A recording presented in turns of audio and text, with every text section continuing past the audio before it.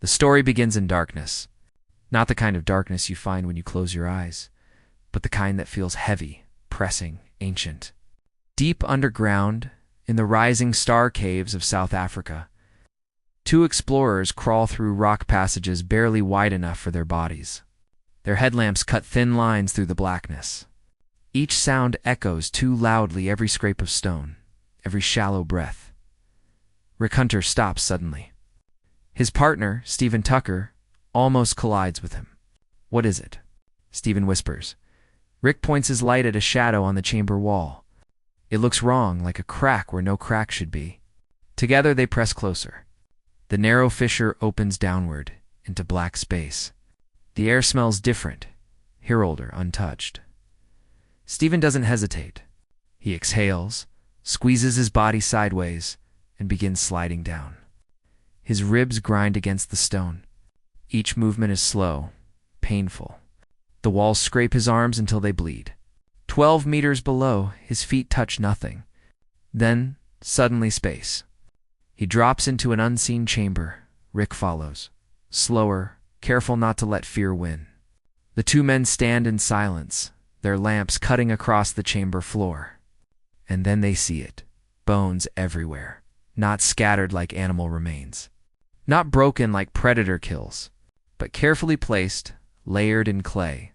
Femurs, ribs, jawbones, more than either man can count. And one skull, half buried in orange mud, stares back with hollow sockets. "Human," Stephen whispers. "Almost," Rick answers. His voice shakes. Because the bones look human, yes, but something about them is wrong. The skull is smaller. The face is strange. The proportions are off just enough to unsettle. They take pictures with trembling hands. Not touching anything, only capturing proof. But the chamber feels alive, as if the bones are watching them. As if the dead still linger here waiting. The climb back up is torture. The narrow fissure seems tighter than before. Panic claws at their lungs. But finally, gasping, covered in orange mud, they emerge into the wider cave. Both men sit in silence, trying to understand what they have seen. Rick finally says one name: Lee Berger. A few weeks later, Professor Lee Berger studies the photos in his Johannesburg office. His coffee grows cold in his hand. The first skull image makes him freeze. The second makes him push his chair back. By the third, he is already reaching for the phone. "Pedro," he says to his colleague, "you need to see this." For weeks, the discovery is kept secret. Plans are made. Specialists are chosen. 6 women scientists, small enough to fit through the crack, descend into the chamber. They become known as the underground astronauts. What they find is beyond imagination. More than 1,500 fossils. At least 15 individuals. Males, females, children, all mixed together. This is not an accident. Someone carried these bodies here. Someone placed them with care over years, maybe centuries. But here's the problem. Their brains are tiny, no larger than an orange. Their heads are small, their bodies short, only the size of a child today. Science has always said that big brains come first, that only a large, advanced brain can make decisions, carry traditions, honor the dead. Yet these small-brained humans had done exactly that. They had entered the dark, without fire, without tools, carrying their dead into a secret chamber where no predators could reach.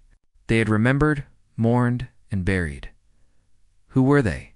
The world would call them Homo Naledi, the Star People, a forgotten branch of humanity. But the discovery sparks something else, something no scientist expects. Strange carvings on the chamber wall are found, faint but deliberate. Not scratches from animals, not cracks from time, patterns, shapes, symbols. One looks like a star map, another like a fleet formation. When the images are shown to the Galactic Council, ruling body of alien civilizations that watches Earth from a distance, the reaction is immediate laughter. They are nothing, one alien senator says. Small brains, primitive creatures, curious, yes, but meaningless, yet others do not laugh. Some stare too long at the star pattern. Because the map is familiar. Too familiar.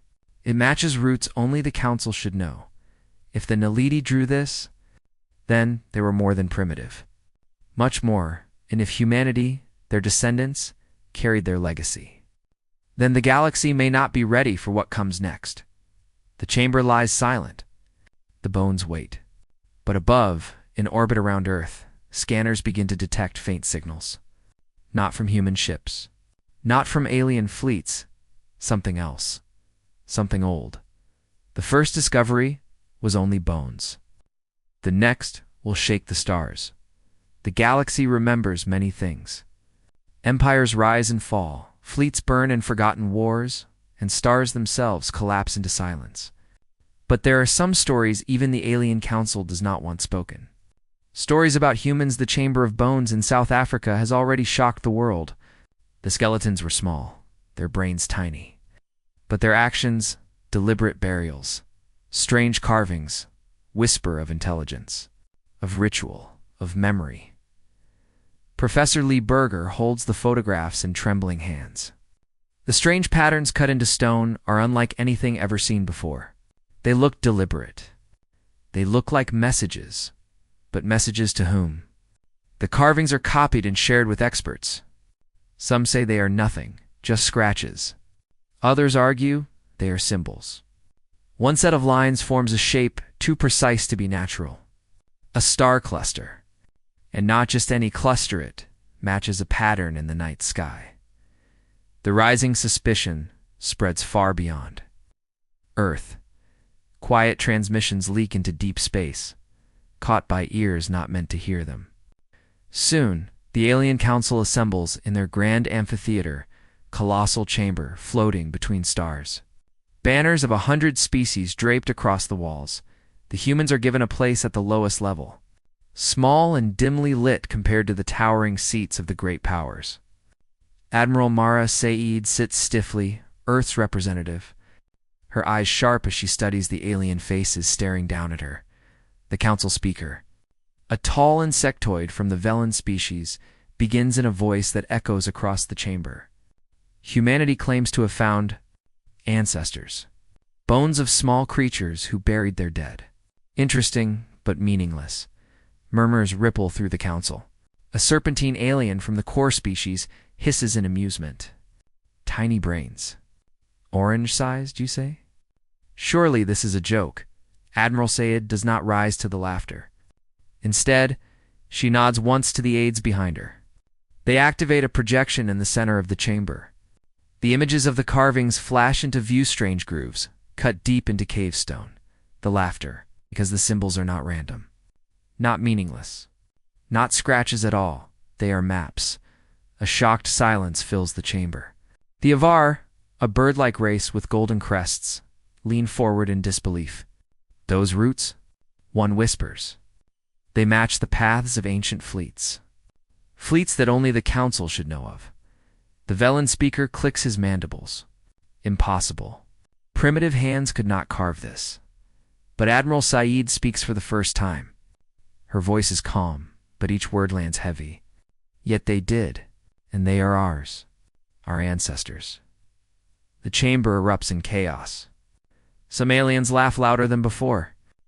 Others shout for investigation. A few simply sit in silence, staring at the human envoy with expressions. That could only be described as fear, because if it is true, if humans are the descendants of a people who once walked among the stars, then the entire balance of galactic power trembled. Later that night, aboard her orbiting ship, Admiral Sai gazes out at Earth's blue curve. Her officers whisper about the Council's reaction. Some believe nothing will change. Others fear retaliation. But Saeed cannot shake the look she saw in the eyes of the older Council members. Not mockery. Not scorn recognition. On Earth, scientists study the Naledi bones with growing unease. The teeth are chipped from grinding stone and root, the hands curved for climbing trees. Primitive, yes, but the carvings prove something else. Knowledge far beyond their size. Who taught them the stars? One night, While reviewing scans from the cave walls, a researcher notices something strange. The carvings are not just maps. They are instructions, coordinates, routes across space.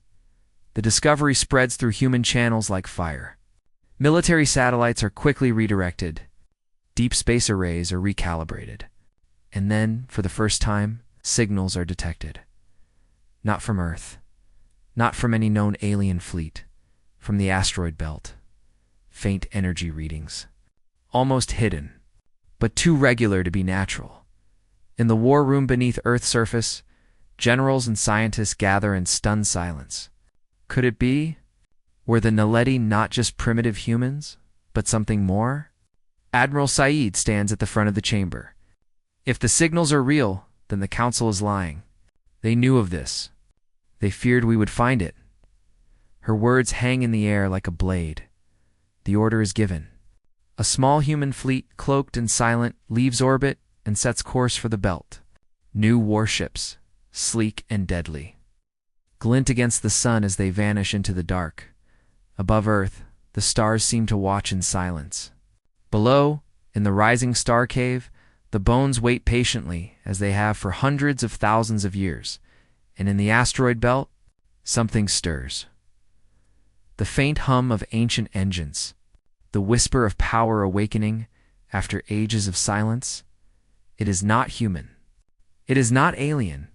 It is older, and it has been waiting. Space is never silent, not really. Satellites hum.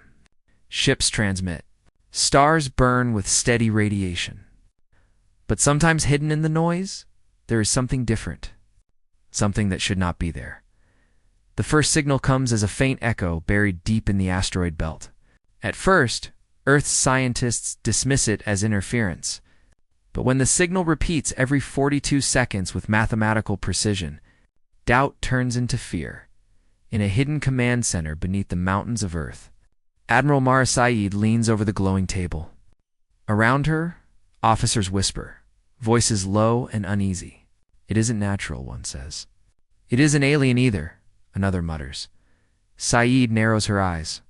Then what is it? Above Earth, the first of humanity's secret fleet prepares for launch. Giant warships, sleek and angular, bristle with weapons never before revealed to the galaxy. Their hulls shimmer with reflective plating. It's designed to slip between scans like shadows. To the alien council, humanity is still young, still primitive. To the people of Earth, this image is a lie, carefully maintained. For decades, warships have been built in hidden docks, fueled by fear that one day the galaxy would turn against them. Now, those ships are needed. The fleet moves in silence, engines muffled, communications dark. They glide toward the belt like hunters through long grass. Inside the council amphitheater, alien leaders argue. The Velans slam their clawed hands on stone tables, demanding immediate sanctions. The Avar call for caution, their golden feathers trembling with unease. The core hiss warnings of danger, but one elder, a pale, skeletal figure from the Zell Dominion, speaks softly enough that only a few hear. It has begun again. Just as before, no one asks what he means. Perhaps no one dares. Meanwhile, the human fleet closes on the coordinates taken from the Naledi carvings. A vast field of broken rock surrounds them, tumbling asteroids glowing faintly under reflected sunlight. Scanners sweep the darkness. At first, nothing. Just rock ice. Silence, then dash shadows. Not the shadows of stone. The outline of something enormous. Half buried within the drifting field, Captain Robert Chen, commanding the warship Indomitable, feels his chest tighten as the shape clears. Magnify. The image sharpens. It is a ship, or what remains of 1 kilometer long. Its hull scarred and broken, its once proud form reduced to ruin. But even in death, it radiates power. Strange markings cover its surface symbols that match those cut into the Naledi cave walls. The crew stares in silence. None speak. None can. The ship is not alien. It is not human. It is something else. Something older. Captain Chen finally finds his voice. We are not the first. Humanity has been here before. His words travel across the fleet like a cold wind. For the first time, the secret human armada feels small, fragile, standing in the shadow of something ancient and impossible. Back on Earth, scientists confirm the readings. The derelict vessel has been here for hundreds of thousands of years. Older than recorded history. Older than human civilization itself, the Council demands access. They accuse humanity of hiding forbidden knowledge. But Admiral Sa refuses. It is ours. Our ancestors left it for us. Her words ripple through the council chamber like thunder. Some aliens sneer. Others whisper in panic. The core delegate leans forward, eyes glinting cold. You claim ownership of what you do not understand. You are children playing with fire. But one phrase keeps repeating across the stars. Who were they? As humanity begins to study the derelict, a deeper fear grows. The ship is not empty. Deep inside its fractured hull, energy flickers weakly, as if systems wait for something. For someone, the markings on the walls are not only maps. They are warnings. Symbols that translate roughly to one word: return. Admiral Sade stares at the projection late into the night. Return to what? Return to whom? But before answers can come, alarms flare across the fleet. Unidentified ships emerge from the asteroid shadows. Not human. Not Council, something else entirely. Their hulls glint with strange metal. Their formation is precise. And their weapons are already charging. The first derelict was only a shadow of the past. What stirs in the dark may not be dead at all. The Alien Council had always spoken with authority. They had ruled the galaxy for centuries, deciding which worlds were allowed to rise, which species were allowed to speak. They laughed when humanity asked for a place among them. They mocked when humans built ships, warning that war fleets belonged only to the old powers. But now the laughter is gone.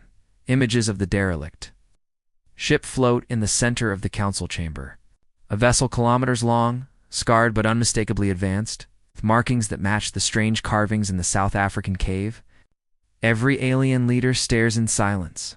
Finally, the Velen delegate speaks, his mandibles clicking with anger. This is impossible. That ship does not belong to you. Admiral Mara, cited Earth's representative, rises from her seat. Her uniform is dark, sharp, unshaken. Then explain why its markings match the ones left by Homo Naledi. Explain why our ancestors carried knowledge of your fleet routes before your council even existed. The chamber explodes in shouts. Some demand sanctions against Earth.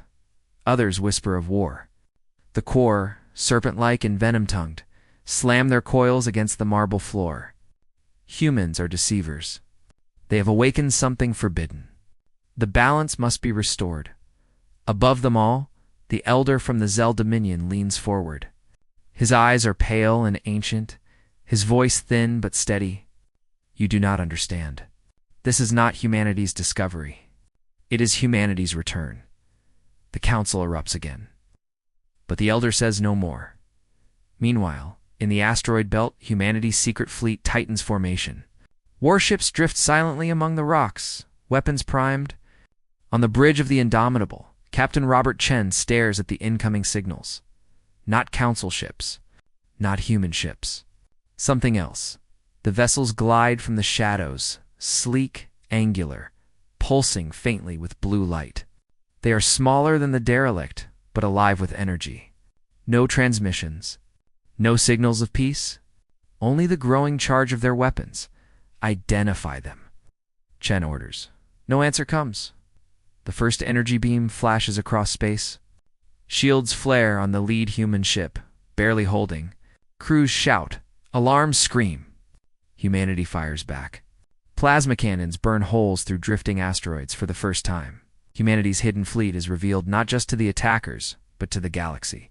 Council listening posts capture every burst of fire, every movement of Earth's warships. Within hours, the footage spreads across the stars. The galaxy watches in shock. Humans, once dismissed as primitive, now command an armada that stands toe-to-toe with an unknown enemy. Alien fleets whisper to each other in fear. If Earth had hidden this much, what else waited in their vaults?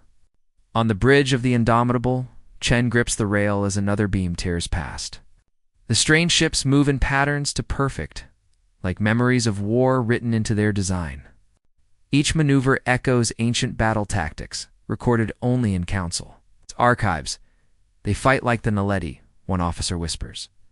The words strike Chen like thunder. Because the truth is dawning, these ships may not be alien enemies at all. They may be Naledi war machines, left waiting in the dark. And if that is true, then humanity is not discovering the past. It is waking it up. Back on Earth, scientists race through old carvings, desperate to decode more. Each symbol tells fragments of a story, warnings of a great silence, commands to guard the stars. A promise of return, but return of what? Of whom? In the council chamber, panic spreads like fire. Some species demand humanity be destroyed before the old powers rise again. Others beg for alliance. The Velans slam their claws down once more. Humanity must be contained. If they are the Naledi's heirs, then they are too dangerous. But Admiral Sayid does not flinch. She stares up at the towering alien leaders and speaks with steel. You are afraid, not of us, not of our fleet, but of what you tried to bury. You feared the Naledi, and now you fear that they are back. Silence falls across the chamber, because every alien knows the truth. The council was not formed to bring order. It was formed to survive after something older vanished. Something more powerful. Something called Naledi. Back in the asteroid belt, the battle rages. Human warships hold the line, but the attackers press harder. Their weapons grow brighter, their movements sharper, as if each strike is fueled by memory itself. Captain Chen's voice is calm but cold. If these are our ancestors' machines, then we cannot destroy them. We must control them.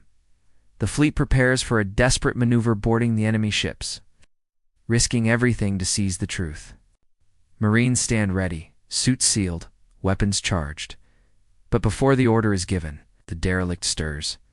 The ancient giant, silent for millennia, pulses with sudden light. Blue energy crawls across its hull like veins awakening. The ship turns slowly, its shadow dwarfing the battlefield. Every scanner screams the same warning. The derelict is not dead, it is waking. The battlefield falls silent. Human warships hold position, weapons hot, but no one fires. Even the strange attackers stop their advance, drifting like sentinels. All eyes, human and alien alike, turn to the giant derelict as blue energy crawls across its broken hull. For the first time in 300,000 years, the ship is alive. On the bridge of the Indomitable, Captain Robert Chen feels the deck rumble beneath his boots. Report, demands. Energy surge rising. His science officer replies, eyes wide. Reactor signatures ancient, but stable. It's powering up. The massive vessel groans like a waking giant. Broken panels shift. Lights flicker along its spine. And then, slowly, impossibly, a voice fills every channel. Not alien, not machine. Human. The voice is ancient, slow, and heavy with echo. We are the Naledi, the Star People. If you hear this, then our blood walks again beneath the sun. Gasps ripple through the human fleet. Yes. On Earth, the message streams across hidden command centers. In the Alien Council chamber, leaders rise from their seats in shock. The message continues. We carried fire before the council. We crossed the dark when others still crawled. The silence came, and so we chose to fall. We left our seed on one world, Earth. We left ourselves in you. Admiral Mara Sayid, listening from Earth's secure command, feels her chest tighten. Her voice trembles as she whispers, they're speaking to us.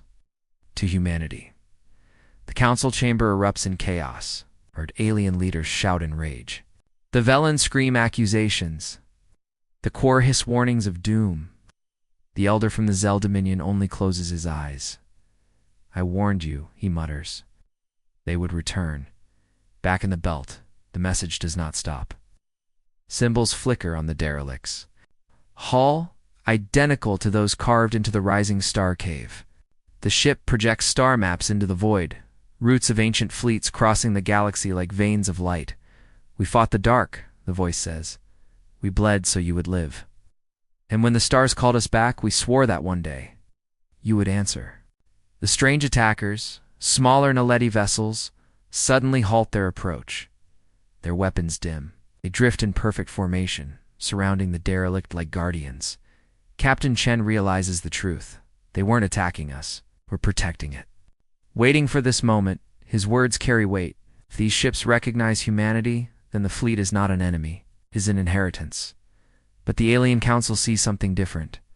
Fear in the amphitheater, the Avar shriek warnings. Do you not see? If the Naledi rise again, the council falls. Humanity must be stopped before they unlock more. Admiral Saeed rises, her eyes burn with fire. It will not be stopped. This is our history, our blood, our right. Her words send shockwaves through the chamber. Humanity, once mocked as primitive, now claims a legacy that predates the council itself. On Earth, scientists pore over the message. Data streams from the derelict into their systems codes written in DNA patterns, sequences that match human genetics. The ship is keyed not to alien command, not to random chance, only to humans. Dr. Robert Chen's sister, geneticist Dr. Mei Chen, is the first to confirm it. The message is locked in our DNA. The Naledi wrote it into us. We are the key. Her words echo through the command center. Humanity is not just a species that rose by chance.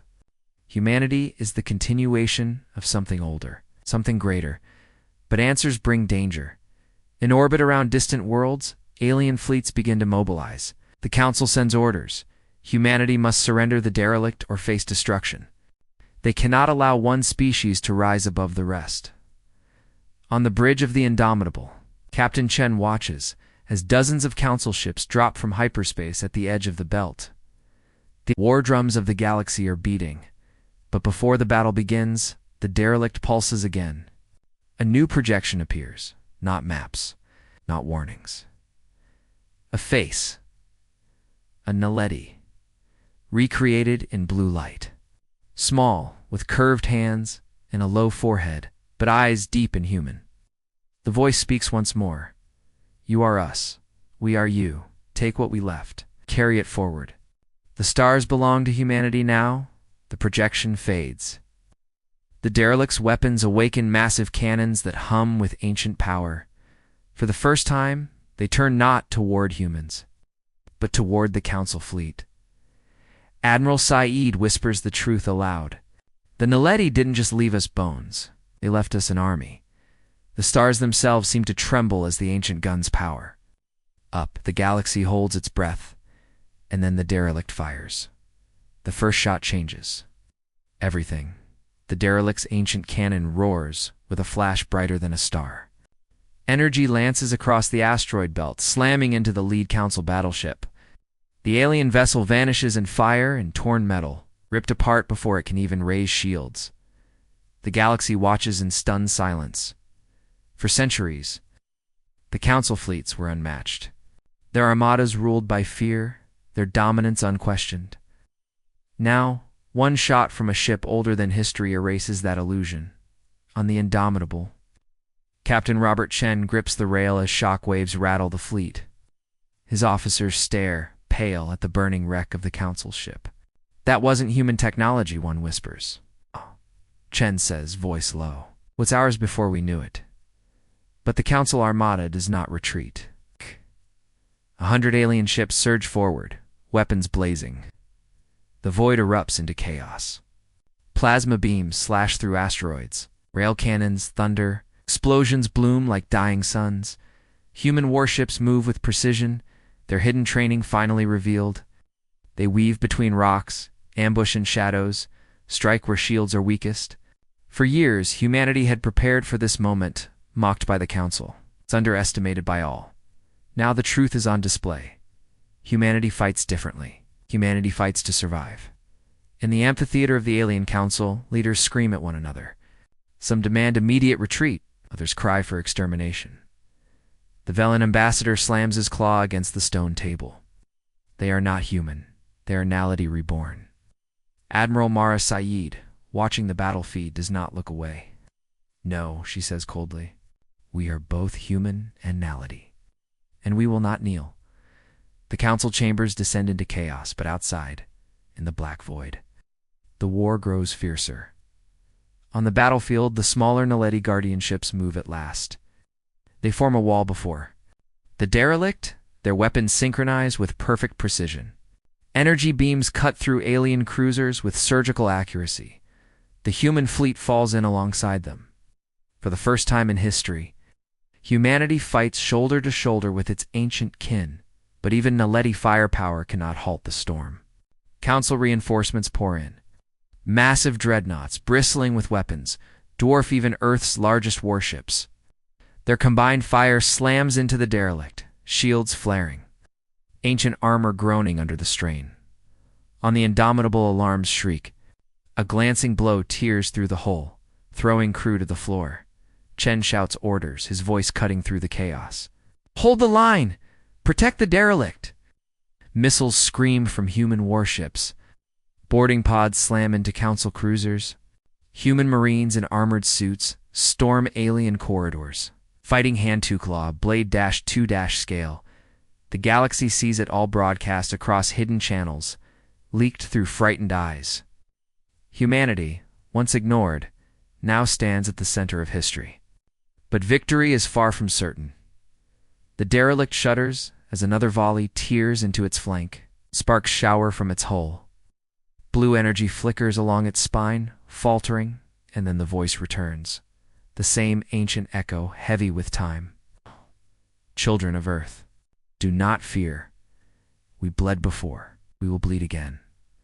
For a moment, every human on the battlefield feels it, not just words, but something deeper.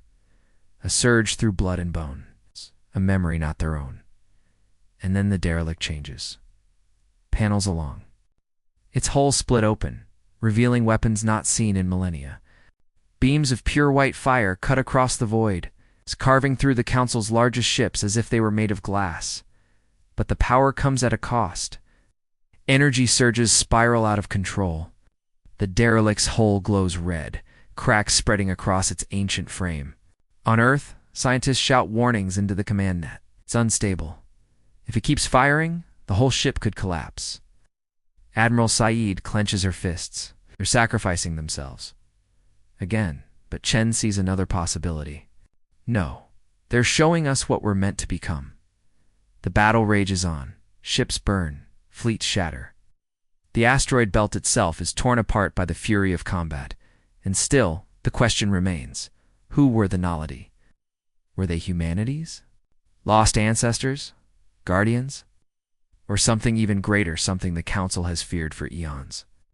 On the edge of the field, a Council dreadnought powers its main weapon.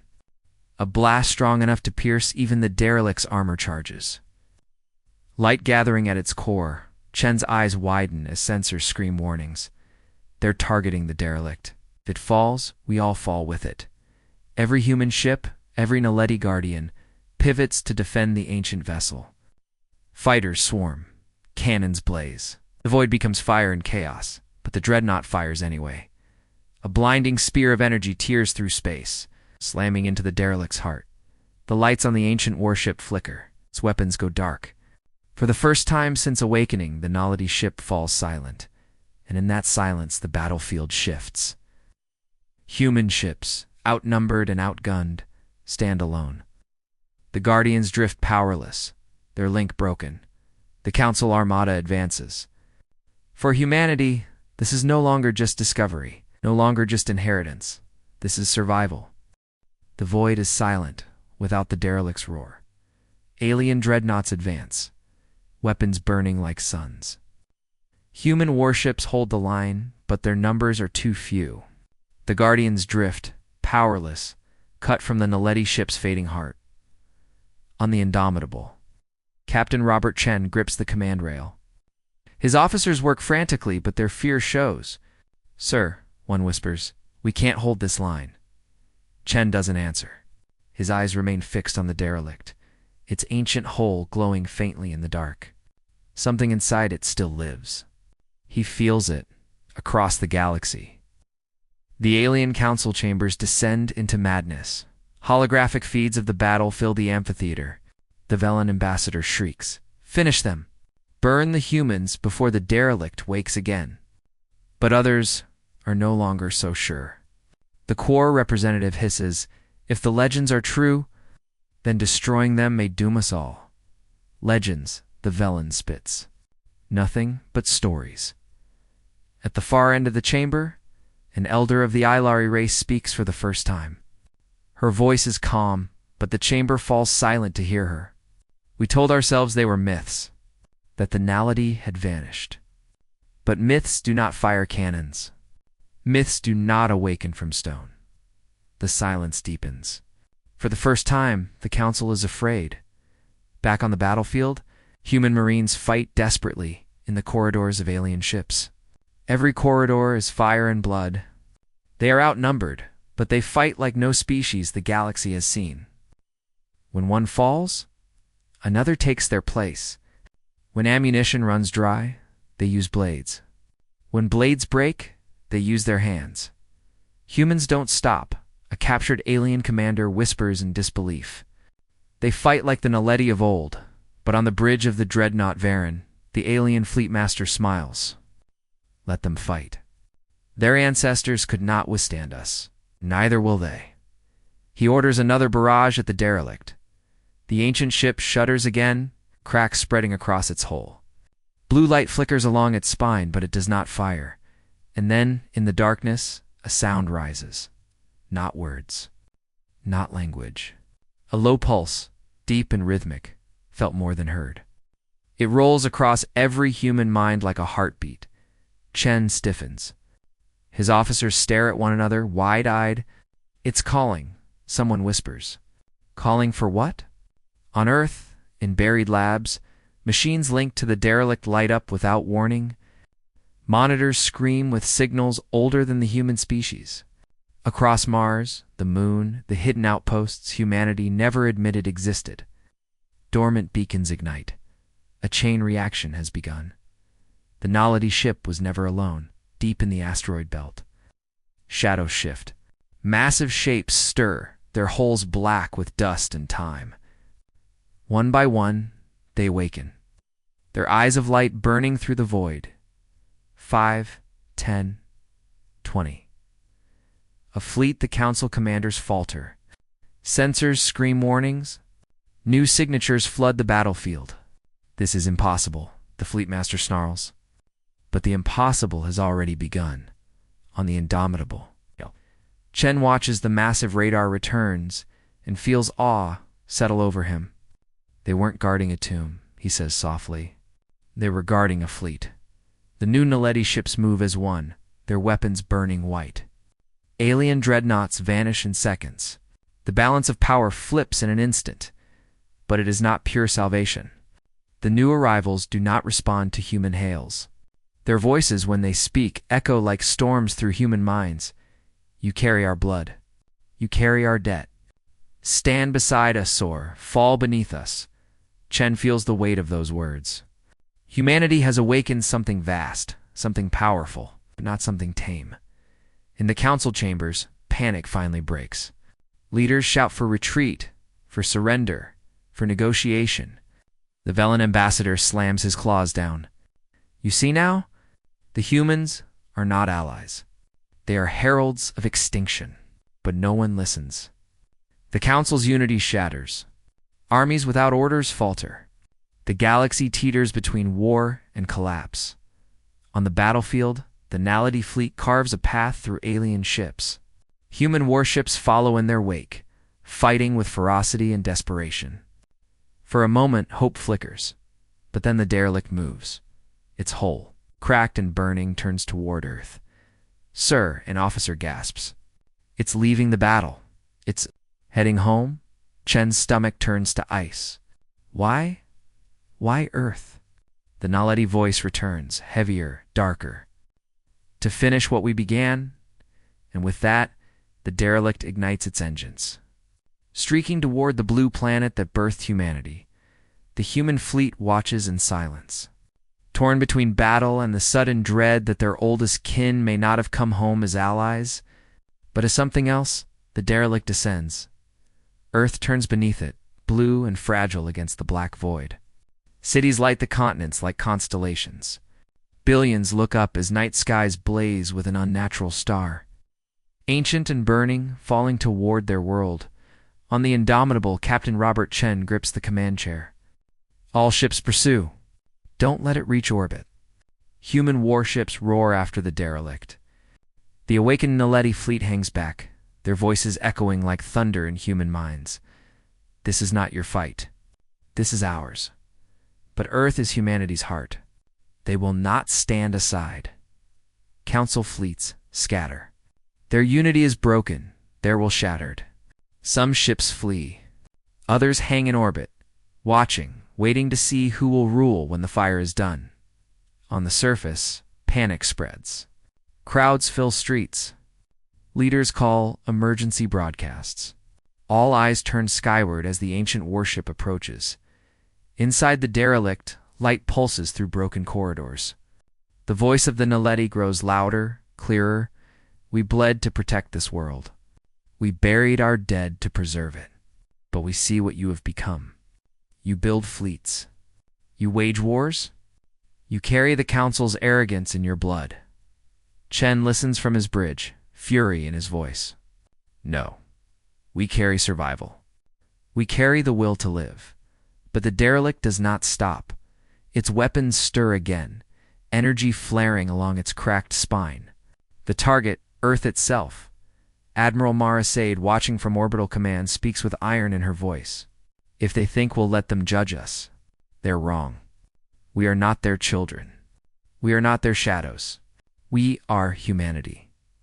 She gives the order. All ships open fire.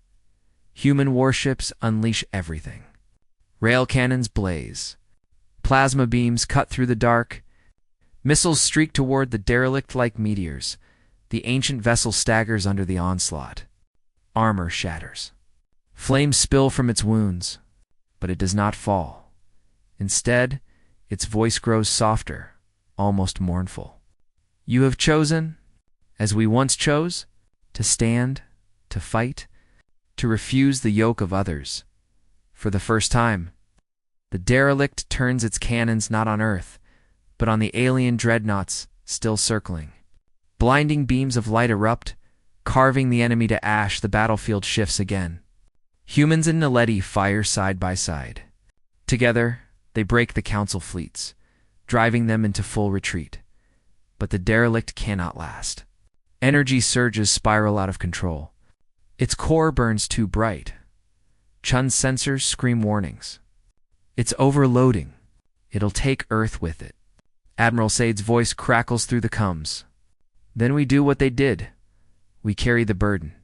All ships cover the derelict. Give them time. Human warships throw themselves into the line of fire, intercepting Council stragglers, shielding Earth from fragments of Naledi power. The Guardians rise again, linking to the derelict. Pouring their strength into holding it steady, inside the dying ship, the voice speaks one final time. We carried our dead through darkness so you would not forget. Now remember this. Humanity is not brain or bone or blood. It is the courage to stand together, even when all seems lost. The derelict's hull glows white. Light floods the void. For an instant, it is brighter than the sun. Then it is gone. Silence falls over Earth's orbit. The alien fleets flee into hyperspace. The Naledi Guardians drift, their lights dimming, their task complete. On the indomitable, Chen lowers his head. His crew waits. Silent, exhausted, alive. They saved us, one whispers. No, Chen replies quietly. They reminded us. On Earth's surface, billions watch the sky clear. The threat is gone, but the memory will never fade. Humanity has seen what it came from and what it might yet become.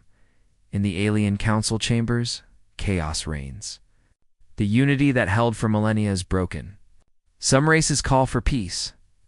Others prepare for war. But all agree on one thing. Humanity is no longer to be ignored, and on Earth. In secret labs, in hidden vaults, scientists study the fragments left behind. A shard of Naledi alloy, A fragment of bone, a signal that still hums faintly in the dark.